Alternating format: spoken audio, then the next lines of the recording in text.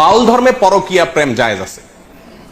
আল্লাহর কসম, আমি নিজে যাচাই করে যশোরের এক গ্রামে গিয়ে সন্ধান পাইছি যে এখানে, এমনি অন্য কাজে গেছি, পরে শুনছি যে এখানে আপনার ফকিরদের আখড়া আছে। তো আমি দেখতে গেছি, একদিন না কয়েকদিন পরে জানতে পারছি যে এক মহিলা আছে, তার স্বামীও আছে, কিন্তু সবাই জানে এই মহিলা সারাদিনই জেনা করে তার ওই সাধন সঙ্গীর সাথে, বাউলদের সাথে। এবং কোন কোন মহিলার তো সংসার শেষ, আবার অনেক পুরুষও করে যারা বাউল। এটা তাদের ধর্মের গুরুত্বপূর্ণ কাজ, জেনা করা। সারাদিন জেনাটাই ইবাদত বাস। এবং জেনার মানে মূল মুহূর্ত যেটা, সেই মুহূর্তেই নাকি স্রষ্টা হাজির হয়ে যায়। প্রিয়দিনী ভাইরা, বাউলরা মনে করে, আপনারা হয়তো অনেকে প্রথম শুনছেন, শুনে রাখেন, বাউলদের দৃষ্টিতে মানুষের শরীরের বিভিন্ন রোগ বালাই ভালো হওয়ার জন্য একটা বিরাট বড় ওষুধ হলো মেয়েদের রস পান করা। রস বুঝেন কি?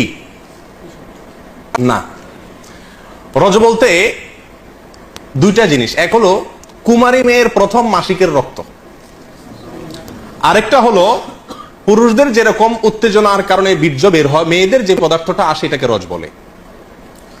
এই রজ, এটা পান করলে কোনো রোগ বালাই আর শরীরে থাকে না, এটা বাউলদের বিশ্বাস।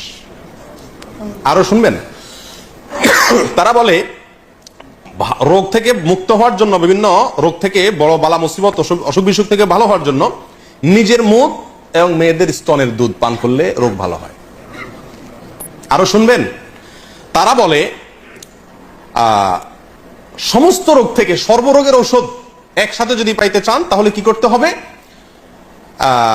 মল, মূত্র, রজ এবং বীর্য, মল, মূত্র, রজ এবং বীর্য, এগুলা সবগুলা মিক্স করে একটা ঔষধ বানায় তারা, নাম হলো প্রেম ভাজা।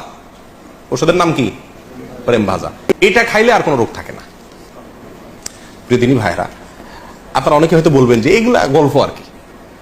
আপনি ওয়াল্লাহি বাস্তবতা খবর নিয়ে দেখেন। আর খবর নেওয়ার দরকার না, আমি আপনাকে বই পুস্তক থেকে বলছি, তাদের বই পুস্তক থেকে, তাদের ধর্মগ্রন্থ থেকে, তাদের ধর্মীয়, তাদের আচার এবং তাদের সংস্কৃতি, কালচার, এই সংক্রান্ত যে সমস্ত বই পুস্তক আমাদের সমাজে প্রতিষ্ঠিত, গ্রহণযোগ্য, অথেন্টিক, এই সমস্ত বই পুস্তকে লেখা আছে।